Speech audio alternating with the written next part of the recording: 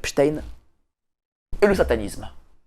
Il est certain qu'on ne peut pas comprendre ce qui se passe sans aller jusqu'au bout de la perception, c'est-à-dire qu'il apparaît de plus en plus qu'il y a eu des sacrifices d'enfants, de plus en plus de témoignages font référence au fait que l'on a même mangé des enfants. Je rappelle quelques phrases que l'on trouve parmi tout ce qui est disponible dans les Epstein Files. Alors en mai 2013, Epstein propose dans un courriel un enfant brésilien tout juste arrivé, sexy, 9 ans. Dans un autre mail du 24 octobre 2016, il écrit « C'était un magnifique vieux mâle, belle chasse. Mes banquiers devraient être plus prudents. » Qu'est-ce que ça signifie ? Chasse à quoi ? Pas chasse à court d'enfants, peut-être. Voilà. Chasse en tout cas, vraisemblablement, à être humain. Barry Josephson, qui est un magnat d'Hollywood, écrit à Epstein « Tout ce dont tu as besoin, c'est un peu de sang pour rajeunir. » On revient évidemment à une émission que j'avais faite avec toi, c'est sur la parabiose hétérochronique, que les gens appellent communément... on ne dira pas le mot, voilà, on est sur donc, YouTube. On y est, Peter Thiel, qui est l'un des partenaires d'Epstein et de Ehud Barak dans différents projets, est notamment l'un des promoteurs de la parabiose hétérochronique, de l'idée que l'on peut, en se faisant transfuser du sang ou en le consommant, en le buvant, rajeunir. C'est une vieille marotte de toute une série de milieux transhumanistes parmi les milliardaires. Je vais faire les liens tout à l'heure avec Peter Thiel dans différents domaines, entre Peter Thiel et Ehud Barak et Epstein, c'est frappant. Je rappelle que hier, la parlementaire américaine Lauren Boebert a déclaré sur un plateau de télévision « Certains mots codés laissent entendre qu'Epstein et ses associés auraient pu se livrer à des actes de consommation de chair humaine. » Du cannibalisme. Qu'est-ce que, dans le satanisme, signifie le cannibalisme ? C'est le sacrifice ultime, c'est le sacrifice au mal, c'est le sacrifice qu'on a pu voir dans le culte de Moloch, c'est aussi dans la Bible. Cela démontre vraiment la phase ultime de la participation à un culte satanique sans plus aucun tabou. Et donc évidemment, ça nous relie aussi à des gens comme Marina Abramovic, qui a été très proche de Bill Gates. Elle a travaillé pour Google, elle est une grande prêtresse du satanisme, elle est proche évidemment des Rothschild, elle est notamment en photo avec Lord Rothschild devant un tableau intitulé « Satan convoque ses légions ». On va le montrer de ce tableau-là. Voilà, elle est, c'est pas celui-là, c'est le prochain, encore le prochain, voilà, c'est celui-là. Voilà, c'est ce grand tableau. Elle est là. Non, avant. Ça, c'est Pamela Mundi. Avant. Là, voilà, le beau tableau. Voilà. Donc là, on voit Marina Abramovic avec Lord Rothschild.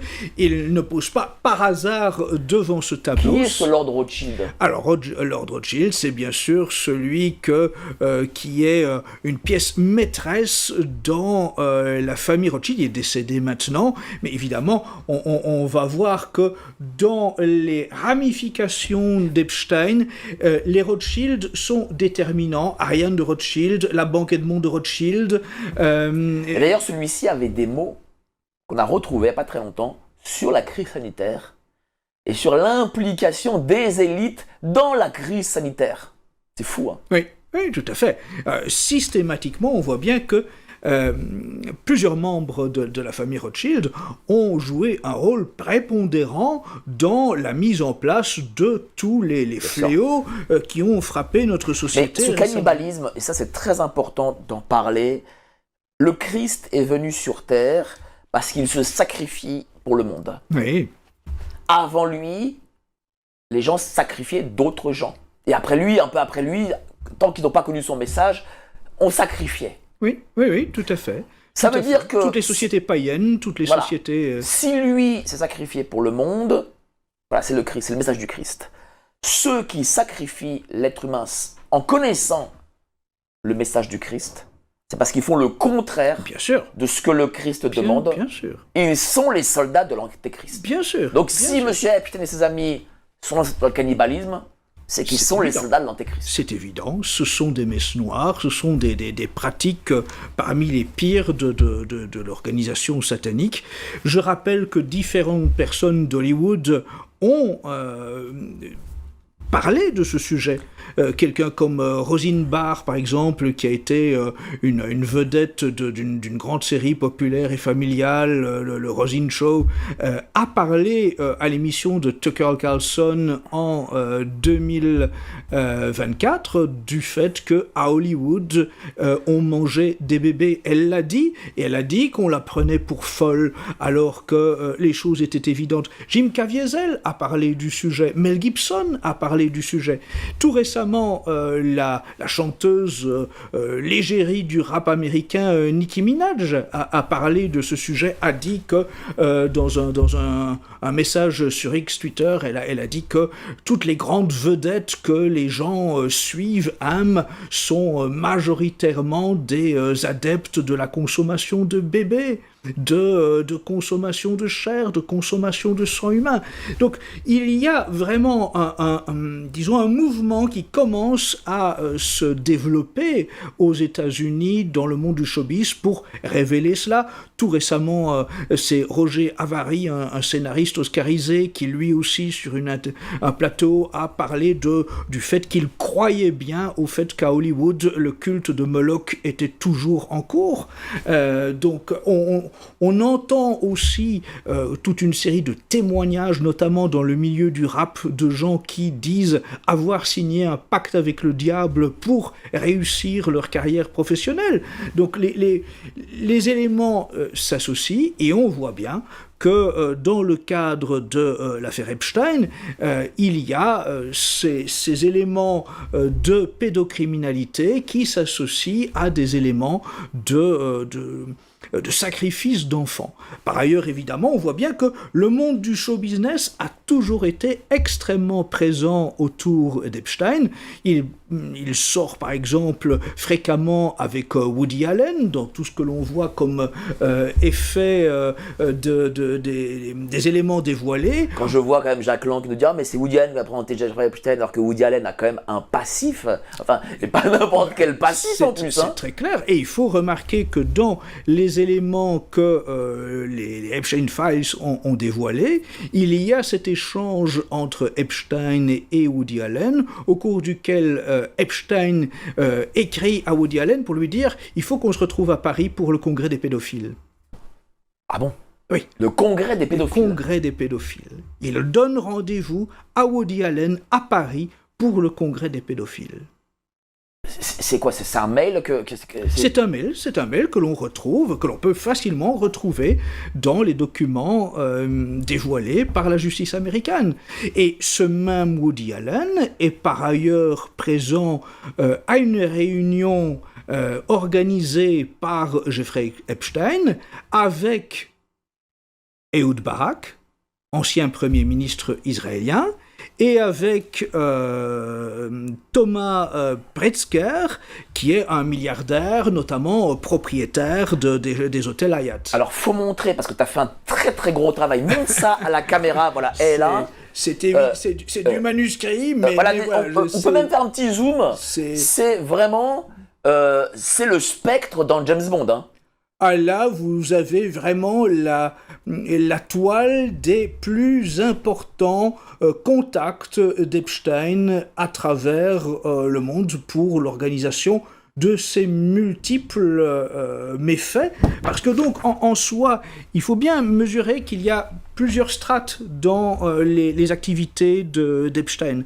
Donc il y a tout ce qui relève de la pédocriminalité et des perversions sexuelles les plus diverses. Il y a aussi tout ce qui relève du domaine de la politique et de la géopolitique. Il faut qu'on prenne aussi conscience que Epstein s'est beaucoup occupé des questions politiques internationales. Il a voulu s'implanter en Russie, mais il n'a pas réussi. Il n'a pas réussi, et ça justement, il faut le dire. C'est aussi une gifle qu'il faut faire à ceux qui parlent d'Epstein agent russe. Il y a 2 pays dans lesquels il n'est pas parvenu à s'implanter, c'est en Russie et en Chine. Alors d'ailleurs, il y a une anecdote croustillante dans les Epstein Files au sujet de la Chine. Il écrit dans un mail qu'il a rencontré une série de diplomates chinois et que ceux-ci n'imaginaient pas que l'assistante qu'Epstein avait choisie parlait parfaitement 3 dialectes chinois. Si bien que les diplomates chinois, tout au long de la conversation, lui faisaient des grands sourires, mais au gré de l'arrivée de chacun des diplomates chinois, chacun disait au nouvel arrivant « Méfie-toi de ce chien de juif ». Donc, c'est eux qui le disent. C'est pas toi qui dis ça. Bien entendu. Voilà. Je dis ça pour YouTube parce que YouTube ne prenne pas au premier degré. Évidemment. Mais donc c'est symptomatique du fait que Epstein écrit cela. Epstein écrit que donc, en fait, ça traduit bien le fait qu'il était impossible pour lui de pénétrer la Chine, parce qu'il y avait vraiment une barrière qui s'était faite. Il avait une image extrêmement négative qui l'empêchait d'avancer en Chine. Quant à la Russie, on voit bien aussi que dans tous les échanges disponibles, régulièrement, il demande à ses contacts d'essayer de lui trouver le moyen d'entrer en Russie. Il n'y parvient pas. Il y a deux personnages clés qui sont sollicités par lui pour entrer en contact avec Lavrov. C'est Miroslav Lajčák. Miroslav Lajčák, c'est, je rappelle, l'ancien ministre slovaque des Affaires étrangères. Il a aussi été président de l'Assemblée générale des Nations Unies en 2017 et en 2018, donc c'est une grosse pointure. Il était, jusqu'à il y a quelques jours, conseiller de la sécurité nationale slovaque. Il a dû démissionner suite aux révélations concernant son implication dans les réseaux Epstein. Et donc, il avait été sollicité par Epstein pour entrer en contact avec Lavrov. Il y a d'ailleurs une anecdote très significative dans un échange entre Epstein et lui. Epstein lui demande de ramener un t-shirt dédicacé par Lavrov et lui promet que s'il obtient ça, il aura les filles qu'il attend. C'est dingue, hein. Les filles qu'il attend. Oui. Et donc, un autre personnage qui a été sollicité par Epstein pour entrer en contact avec Lavrov, c'est Thorbjørn Jagland.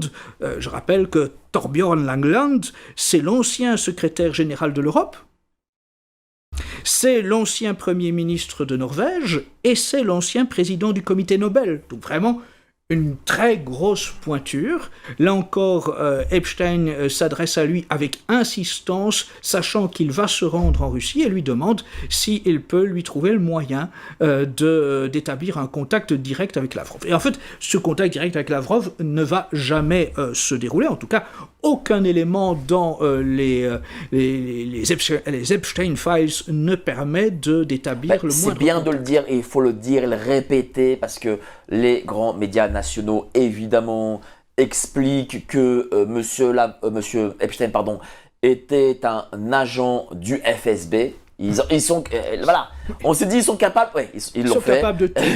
Monter, il en restera toujours quelque chose. Et tout ça, c'est totalement faux. Voilà. Absolument, ça c'est indéniable, c'est une supercherie des médias et du pouvoir pour établir un contre-feu. Et par contre, les médias ne disent rien ou pas grand-chose des contacts authentiques, ceux-là, entre Epstein et l'Ukraine. Contacts multiples. Alors, il était par exemple très ami avec le milliardaire Len Blavatnik. Il était aussi évidemment en contact avec toute une série d'agences de mannequins. Et là, c'est aussi un élément intéressant de voir comment il recrutait ses victimes. Ces victimes sont de différents âges, de différents milieux sociaux aussi. Et donc, on observe qu'en Ukraine, il a beaucoup travaillé avec des agences de mannequins. Dans l'un de ses mails, il parle de telle agence de mannequins en disant « celle-là peut nous fournir 400 filles ».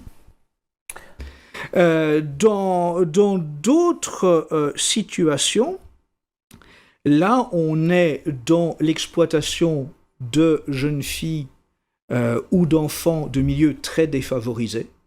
C'est notamment le cas aux États-Unis, où il va promettre soit aux jeunes adolescentes, soit à leurs parents de fournir à ces jeunes filles une carrière dans le mannequinat, de leur payer des études, de leur payer des écoles. Et d'ailleurs, dans les extraits de comptes, notamment de ces comptes à la Deutsche Bank, il y a des traces de ces paiements pour frais de scolarité. On se demande bien quel frais de scolarité c'était. Évidemment. Alors dans une autre situation, eh bien, il y a évidemment les enlèvements d'enfants. Et là, il faut souligner que, à ma connaissance, il n'y a à ce jour que la Turquie qui a entamé une véritable démarche juridique. Des procureurs ont été désignés pour enquêter sur les enlèvements d'enfants en Turquie pour les réseaux Epstein, et une commission d'enquête parlementaire est en train de se former. Est-ce que l'on sait ce qu'on peut-être sont devenus ces enfants? Est-ce que peut-être il y a malheureusement un charnier peut-être ou des charniers? Alors, je fais la liaison avec un des documents qui était présent dans les Epstein Files. À un moment, Epstein commande 1200 litres d'acide sulfurique pour son île privée. Alors bien sûr, ça n'est pas une preuve en soi, mais il y a un faisceau évidemment d'éléments qui permettent de se demander dans quelle mesure cet acide sulfurique n'est pas destiné à faire disparaître les corps. Il ne pas pousser des carottes. C'est faut évident. dire les choses. C'est évident. Je souligne qu'au niveau de la Turquie, les procureurs et les parlementaires qui ont poussé à la création d'une commission d'enquête ont souligné que entre 2008 et 2016, il y avait officiellement 104 000 enfants qui avaient disparu en Turquie, entre 2008 et 2016, notamment dans les orphelinats. Donc c'est toujours cette même trame que l'on retrouve partout, comment dans les orphelinats, on va chercher des enfants que personne ne viendra réclamer. Est-ce que ces enfants ont un type? Parce qu'on sait que... pourquoi on prend aussi des jeunes ukrainiennes ou ukrainiens parce qu'on sait qu'ils sont blonds, yeux bleus? Est-ce que peut-être qu'il y a peut-être une signification pour ces gens? En fait, dans tous les éléments de commande d'enfants ou de jeunes filles, voilà, quels que soient les âges, on voit qu'il y a eu des réseaux qui ont fonctionné en Turquie, en Albanie, dans les pays de l'Est, en Asie. Voilà. Partout, on a été chercher, en Amérique latine, partout, on a été chercher des enfants ou des jeunes femmes. Il y a un élément qui revient à plusieurs reprises dans les Epstein Files. Epstein ne voulait pas de filles noires. Il le dit à plusieurs reprises. Il le dit notamment dans un échange qu'il a avec Olivier Colomb, le diplomate français qui a été conseiller de Sarkozy, qui a été... un bailleur de fonds, un chercheur de fonds de campagne pour Bruno Le Maire, qui a été conseiller international puis secrétaire général du groupe Edmond de Rothschild, qui a aussi été au conseil de surveillance d'Euronews, et qui est également présent au Forum économique mondial de Davos. Sur le site du Forum économique mondial de Davos, il y a d'ailleurs une fiche de présentation d'Olivier Colomb.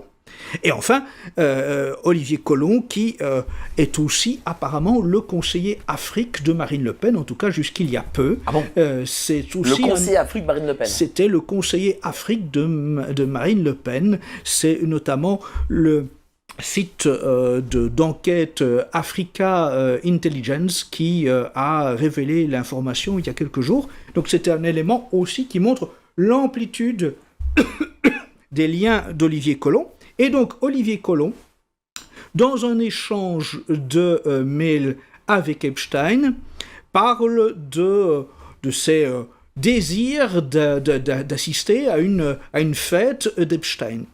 Epstein se met à comparer les femmes aux crevettes. Et il écrit à Colomb, c'est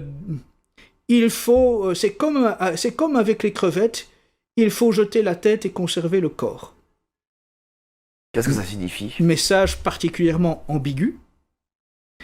Et la conversation par courrier électronique continue. Et Epstein, à un moment, dit « Les seules crevettes que je n'ai pas envie de sentir, ce sont les crevettes noires. » À quoi Colomb répond une fois de plus, nous sommes bien d'accord. Mais donc, dans tous les cas, on voit bien, les connotations sont permanentes. En fait, que ce soit avec toutes ces personnalités politiques, diplomatiques, il faut bien avoir en tête que, même s'ils sont tous à l'heure actuelle dans le déni, prétendent tous qu'ils n'ont parlé que de politique, que d'économie, que de placement d'argent, les échanges de mails ou de SMS ou d'e-messages confirment que tous ont eu des conversations à caractère sexuel à un moment ou l'autre avec Epstein, tous. Et donc, et aussi qu'aucun ne peut prétendre qu'il ne savait pas qui était Epstein.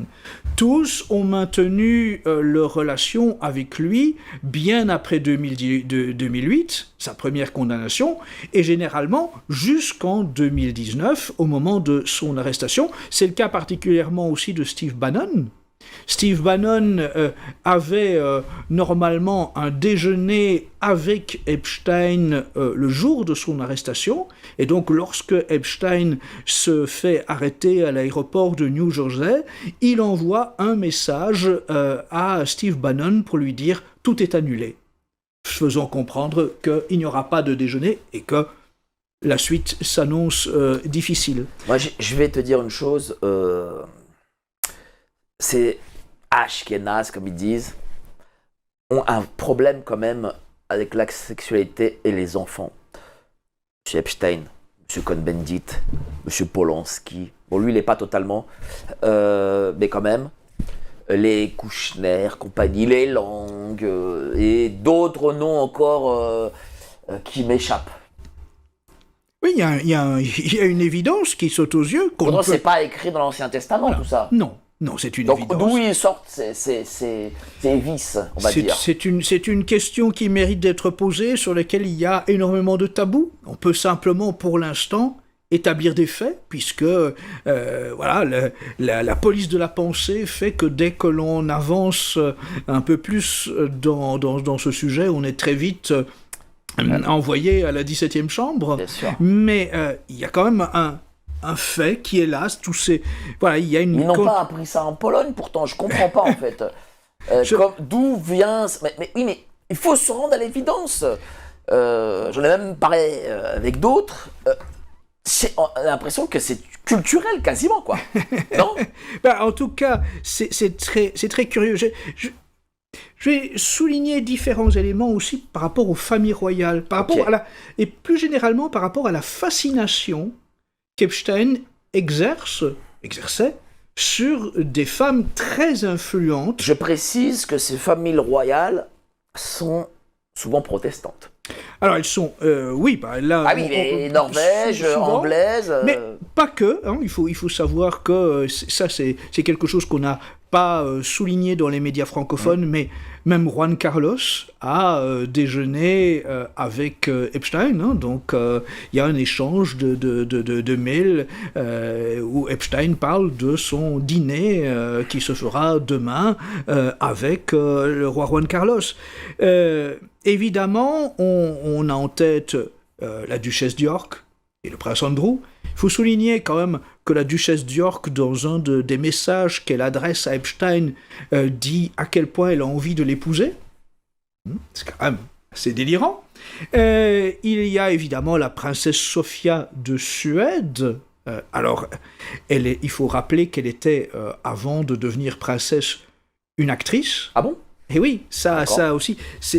En fait, la particularité aussi de plusieurs de ces princesses, c'est qu'elles ne sont pas du Gotha. Elles ont été des filles choisies parce qu'elles étaient, on va dire, belles et expérimentées. Mais pas parce qu'elles étaient de bonne famille. Et donc, par exemple, la princesse Sofia de Suède, c'est intéressant de le noter, Epstein a fait sa connaissance via une dame qui s'appelle Barbro Enbom. C'est une femme d'affaires suédoise, professeure à l'école d'économie de Stockholm. Elle avait même créé une fondation pour financer les études de jeunes filles en économie, et elle amenait régulièrement ses étudiantes chez Epstein. Et il y a un échange qui est particulièrement intéressant là aussi. Elle invitait ses étudiantes à également convier des amis pour le peu qu'elles soient jolies. Toutes devaient venir en tenue très courte, jambes nues très montrées. Et il y a un échange, un témoignage où l'une des amies d'une étudiante directe de Barbro Enbom demande pourquoi faut-il s'habiller comme cela, et l'une des étudiantes de Barbro Enbom répond parce que ce soir nous allons chez un milliardaire pédophile. Et elle écrit ça, chez un milliardaire pédophile. Donc tout le monde savait. Et c'est cette Barbara Enbom qui va présenter celle qui est aujourd'hui la princesse Sofia de Suède à Epstein, lorsqu'elle est candidate à devenir actrice à Hollywood. Et cette Barbara Enbom, pourtant donc une espèce de chasseuse de chair fraîche pour Epstein, eh bien, va être même invité au mariage de la princesse Sofia de Suède. Elle a vraiment l'accès complet au Gotha. Voyez, la princesse Mette-Marit de Norvège, elle aussi, elle a d'abord eu un premier mariage, des activités. Elle est complètement fascinée par Epstein. Elle lui écrit des messages qui sont clairement des messages amoureux, mais pour montrer à quel point ce type de monarchie est complètement décadente, elle écrit par exemple à Epstein pour lui demander s'il considère que du papier à tapisser représentant des femmes nues pour la chambre de son fils de 15 ans est une bonne idée. Vous voyez, les monarchies scandinaves, il n'y en a pas une d'elles qui était descendée de l'empereur Napoléon ? Je sais plus. Ah, c'est plus de Bernadotte. Ouais, voilà, c'est ça. Oui, voilà. C'était oui. Norvège, Suède, je sais plus. Je vais pas dire de bêtises. Non, mais ce qui démontre que c'était des fausses monarchies. C'est pas des monarchies qui viennent du 5e siècle, comme en France, bien sûr. avec Clovis. Et puis de toute façon, voilà, dans les cas de ces deux princesses, elles ne sont pas issues du Gotha. Et bon, on voit aussi les effets de ces mariages. On peut dire que c'est la même chose avec les Anglois aussi. Oui, tout à fait, bien sûr. Hein. Il faut aussi rappeler que même du côté des pays arabes ou des pays musulmans, les contacts ont été nombreux entre Epstein et ces milieux-là, hein, que notamment Epstein était dans les meilleurs termes avec le sultan Ahmed bin Sulayem, qui est notamment le président de l'opérateur portuaire des Émirats Arabes Unis. Hein, et donc, c'est le sultan Ahmed bin Sulayem qui a mis Emmanuel Macron en contact avec Epstein. Vous voyez, Epstein a aussi énormément de contacts avec des politiciens turcs, notamment avec Ahmet Davutoglu, qui est l'ancien ministre turc des Affaires étrangères. Et en fait, c'est frappant aussi de voir qu'il a soigné son carnet d'adresses politiques ou géopolitiques, particulièrement auprès des diplomates et des anciens ministres des Affaires étrangères. On voit une quantité impressionnante de diplomates et d'anciens ministres des Affaires étrangères qui sont liés à lui. Oh, la liste, elle est vraiment impressionnante, hein, mais par exemple, un intervenant que l'on cite beaucoup, c'est Terje Rød Larsen, qui est l'ancien ministre norvégien des Affaires étrangères. C'est lui qui a présenté initialement Steve Bannon à Epstein.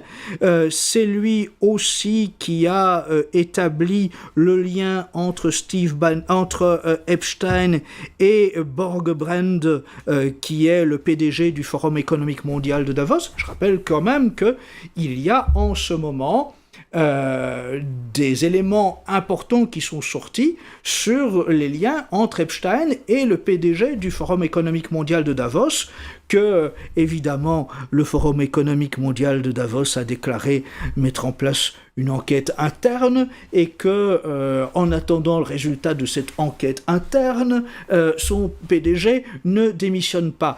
Mais la question c'est: combien de gens du Forum économique mondial de Davos sont en réalité cités dans les Epstein Files? La quantité est impressionnante, y compris dans le domaine des scientifiques, parce qu'il faut aussi dire que parmi les souhaits d'Epstein, il y avait le fait de mettre à sa botte une série de gens du monde scientifique, de les corrompre par des affaires de mœurs, d'ensuite pouvoir établir auprès d'eux du chantage.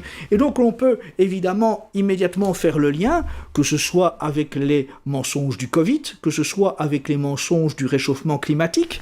Il y a toute une série de scientifiques qui ont validé des mensonges aujourd'hui évidents, mais qui évidemment n'en avaient peut-être pas toute la liberté de la contestation. Il faut savoir que Epstein s'est particulièrement intéressé au clonage, s'est intéressé aussi aux modifications d'embryons, qu'il a justement un échange significatif à ce sujet avec Brian Bishop. Brian Bishop est un être très connu dans le milieu du Bitcoin, à un niveau important.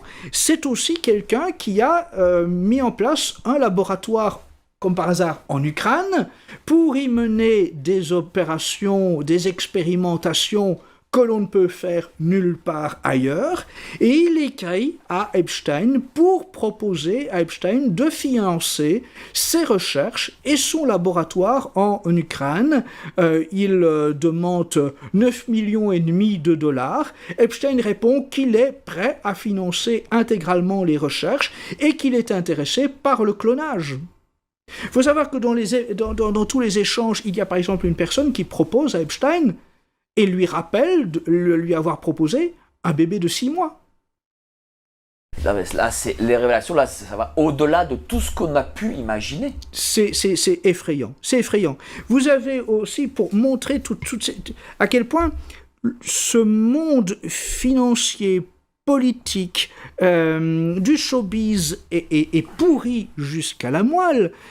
L'une des personnes aussi très proches d'Epstein, c'est Nicole Junkermann. Nicole Junkermann, c'est une riche femme d'affaires allemande. Elle a épousé un comte italien, pas n'importe qui, le comte Peretti, qui est le propriétaire il est un géant pétrolier, c'est la société IP très, très connue. Et c'est Epstein qui l'a fait rentrer chez les Young Global Leaders. Il y a toute une correspondance où Epstein va contacter ces réseaux qui peuvent influencer la cooptation chez les Young Global Leaders, et il obtient qu'elle entre chez les Young Global Leaders. Or, Nicole Junkermann, elle va faire des affaires financières très importantes avec Epstein, avec Ehud Barak, Premier ministre israélien. Ils vont notamment mettre en place une société d'achat d'armes de cybernétique. Qu'est-ce que c'est ? Ce sont des armes très avancées, donc des armes un peu expérimentales qui fonctionnent sur base des nouvelles technologies. Et donc, Nicole Junkermann propose à Ehud Barak d'investir dans une entreprise en armes cyberénergétiques. C'est notamment l'utilisation des ondes pour mener des opérations militaires. C'est par exemple quelque chose qu'il est probablement utilisé dans l'opération militaire au Venezuela par les troupes spéciales américaines pour aller chercher Maduro. J'imagine que Epstein, qui devait être gradé, mais c'était pas le plus gradé, c'était pas un maréchal si je devais faire la comparaison avec l'armée, qui devait être un lieutenant. J'imagine que tout ce qu'il a fait pour ses commanditaires, depuis sa mort, ses commanditaires ont dû perfectionner leur carnet d'adresse, perfectionner la technologie, etc. Bien sûr, on peut imaginer qu'évidemment, au fil du temps, on voit bien en tout cas qu'il a vraiment joué avec son milieu gagnant-gagnant. C'est-à-dire que tous ceux qui entrent en contact avec lui mettent à sa disposition le réseau et lui met à leur disposition ses réseaux. Il va notamment se flatter auprès de quantités d'hommes d'affaires de dire qu'il a son homme au comité Nobel. Et de fait, il avait bien Thorbjørn Jagland qui était président du comité Nobel. Il insiste fréquemment auprès des uns et des autres en fonction de leurs besoins pour dire « je peux t'arranger ça, je t'arrange avec un rendez-vous avec tel président. » Il y arrive. Et il faut le dire. C'est pas juste un petit crâne. Hein. C'est pas du bluff. Il y arrive. C'est pas du bluff. C'est clairement ça. Et il faut souligner aussi qu'il y a un objectif géopolitique dans ces démarches. Autant il y a donc toute l'affaire mœurs, pédocriminalité, satanisme, autant d'un autre côté, il y a un vrai dossier géopolitique très important parce qu'il s'agit de jouer un rôle pour influencer des gouvernements et des partis politiques en faveur de leur adhésion au sionisme. Est-ce qu'ils ont peut-être œuvré pour qu'il y ait la guerre entre Russes et Ukrainiens ? Alors, en tout cas, il y a un échange entre Epstein et Ariane de Rothschild, au cours duquel ils disent « la situation en Ukraine peut être une très bonne affaire pour nous ». Donc on voit bien qu'une nouvelle fois, c'est la question de la spéculation sur une situation de guerre et sur l'appropriation des biens de l'Ukraine. Ça, c'est une évidence.